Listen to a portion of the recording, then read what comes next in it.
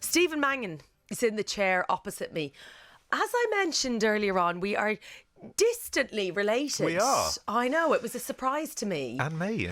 I knew that you did a bit of hanging around Belmullet, which is my dad's old town.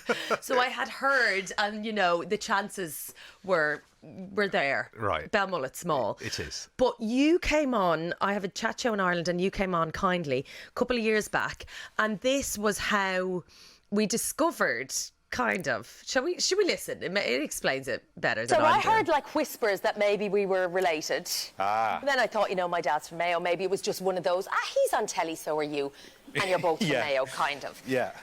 So this message is from my dad's Auntie Katie's daughter. Keep up. Mary Mangan, she says. Yeah. Mine and Phelim, that's my dad's grandmother. Yeah. Was a sister to Michael Mangan. My great-grandfather. Your great-grandfather. Yes. So that makes us... Third cousins once removed. Pretty good. It's pretty good, isn't it? No, as soon as I was, I knew I was going on your show. I got a phone call from my Uncle Eamon telling me we were related, and because he's friends with your dad, so there we go. Yeah. So, but the once removed thing, I can never quite get my head around it. I'm trying to do it with my own kids now. So my husband's cousin she's like, oh, she's friends with this kid. I'm like, oh yeah, he's technically the once removed thing is still over my head. It's my 7-year-old, who voted for you every week because he wanted to vote for Dad's cousin.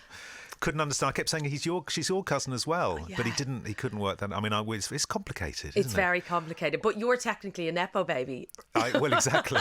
Does this make you a nepo baby being on this show? My son also couldn't believe that I was related to someone who could dance so well. He goes, "What? You two are related?" Are you not? She's really good at dancing, Dad. I feel like you have the limbs for dancing. I've got the limbs. I just don't have the coordination between the limbs. Okay. Yeah. That was a problem, believe it or not, for me. Really? Yeah. I moved my right and my left arm in tandem. It's supposed to be the opposite way around. Oh no! Naturally, yeah. So I had to unlearn a few weird things. You did very well. I think that was from the Mayo side as well. Anyway, enough about that.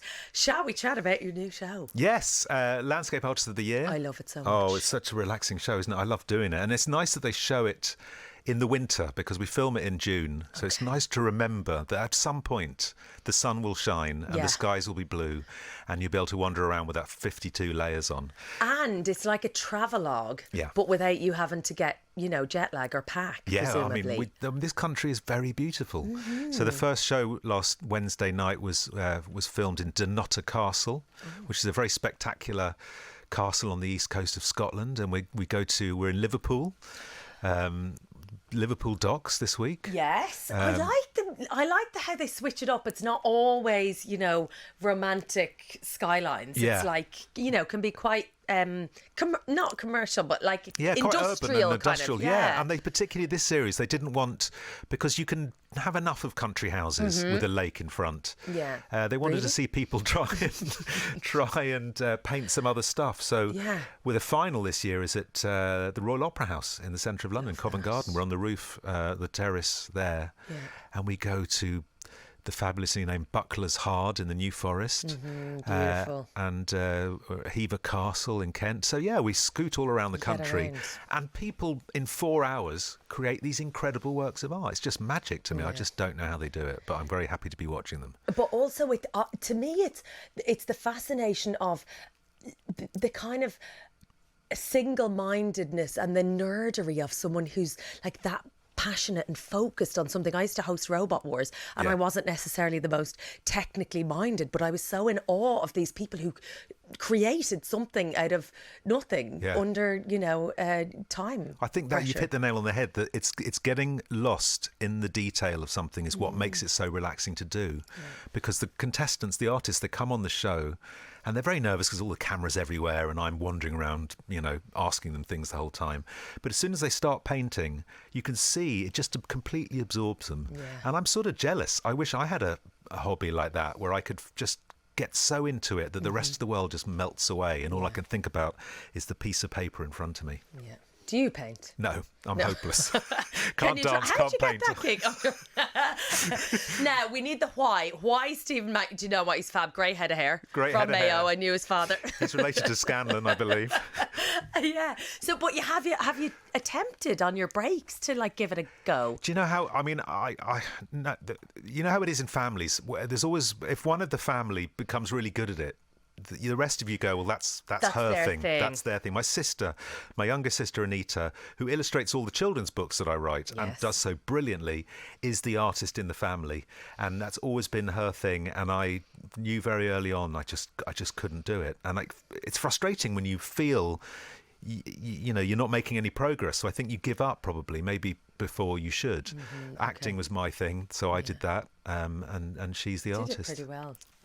Yeah, but it's funny, isn't it? Because I imagine the people, the description of the person who gets lost in the art, I think we can so often shun those things because we assume the results, right? Yeah. But like, and weirdly, it's the Strictly thing taught me, it's like, it's the actual doing of the thing regardless of the outcome that's what makes it kind of magic, you know? Completely. And it is probably, drawing and painting is probably the thing that more people do in this country than any other type of hobby.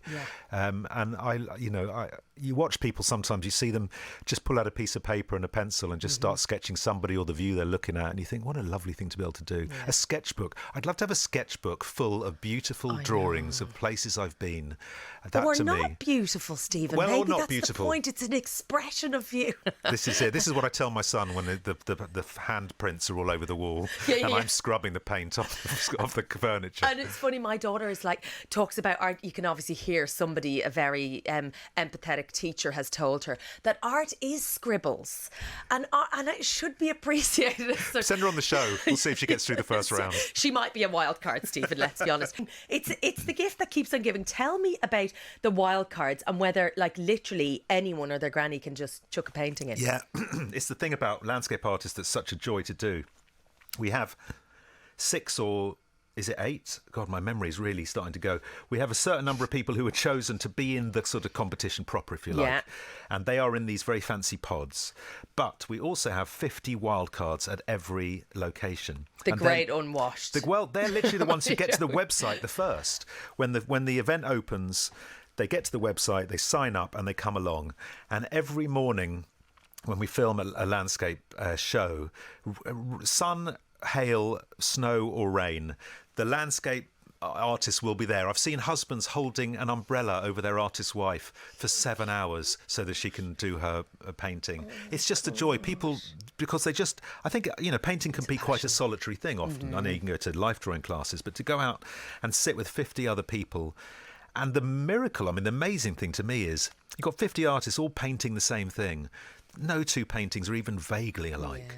It's just not just the view they choose to focus in on, but the great thing about art is that it's being interpreted through someone's imagination, and every single one sees something different and creates an entirely different world on their piece of paper. And I think it's my favourite bit of that show. Yeah, and also an opportunity for people to turn what might be a passion into a thing. Like, £10,000 commission is no joke. If you get through, paintings are hung in, galleries all around the world. It can really make an artist's career. And I think that's another thing that I'm very proud of in the show. It's hard if you're an artist to get your work out there. And even if they don't win a heat or the competition when they come on Landscape Artist, people can still see their work. They can Google the artist or they go to our website, and it's a path to getting some of their work sold and help to sort of keep them going as an artist. In it's quite a tough a noisy business. Such a noisy business, You mentioned your kids' books and working with your sister Anita. Are there more on the horizon? do you know what? I'm about to finish the second draft this afternoon of the next book, of book number 5. And I was awake half the night. That's probably why I slept in this morning. I was awake. He looks fresh, gang. I do look fresh. Had a lie-in. Toddler phase has passed. I was trying to work out that because I've done the denouement, the big final scene, but now I need the kind of, in a movie when they say, or in a documentary, they say Brian now lives in Alaska and he's married to a polar bear.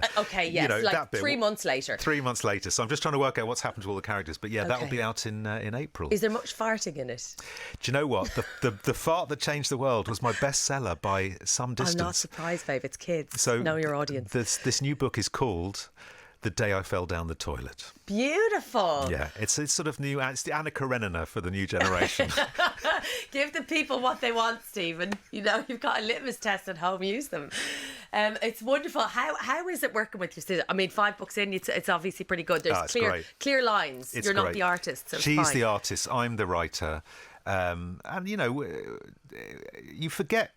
I'm looking at my own kids. They spend every day with their siblings. You know, they're with each other all the time. And sometimes that's a joy and sometimes they drive each other crazy, like we all did with our sisters or brothers. But, you know, you then create all these separate lives and you go off. And it's lovely to be sort of brought back together to work together, because we do genuinely get on really well. And I think, like you say, clear lines. What she does the drawing, I do the writing, and there's no cross. I'm not over her shoulder going, give me that pencil a minute. Let me just finish off that face. There's none of that. Yeah.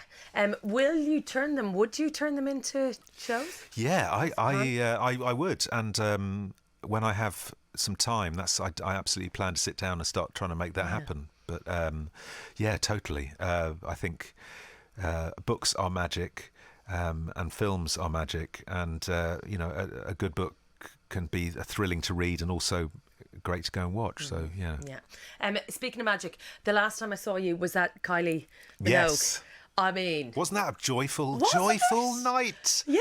I mean, you just looked around, everyone was beaming. It was like, this is weird injector in my veins. 5,000 people at the Royal Albert Hall who were just all really, she brings so much joy, doesn't she? I just thought it was a magical evening. It was wonderful. Yeah.